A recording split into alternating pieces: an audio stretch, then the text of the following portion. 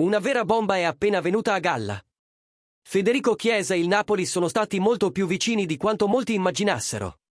Siamo tornati con un nuovo aggiornamento bollente sul nostro amato club, portandovi come sempre le notizie più fresche e rilevanti. Prima di addentrarci in questo tema elettrizzante, lascia un like al video e iscriviti al canale per non perdere nessuna novità. Durante l'ultima sessione di mercato, il Napoli aveva mostrato interesse per Chiesa, oggi giocatore del Liverpool. Non c'è mai stata una trattativa diretta con i Reds, ma i retroscena rivelano che Aurelio De Laurentiis ha sempre nutrito grande ammirazione per l'esterno italiano. E la sorpresa più grande? Lo stesso Chiesa avrebbe confessato ad amici intimi che gli sarebbe piaciuto lavorare sotto la guida di Antonio Conte.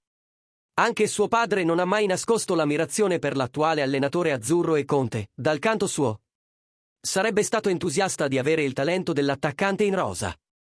Tuttavia, Chiesa ha scelto l'Inghilterra.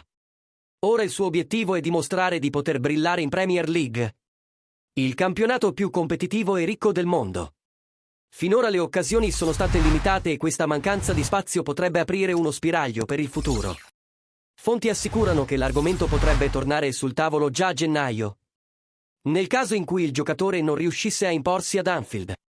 Per ora, Chiesa resta concentrato sul Liverpool, ma il suo legame con Conte e l'ammirazione reciproca rimangono vivi, e chissà, un giorno questa strada potrebbe ancora incrociarsi a Napoli.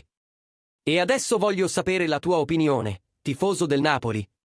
Ti piacerebbe vedere Federico Chiesa con la maglia azzurra sotto la guida di Conte? Pensi che sarebbe il giocatore perfetto per portare l'attacco a un altro livello? Lascia il tuo commento qui sotto e, se vuoi supportare ancora di più il canale, non dimenticare di usare il Super Thanks.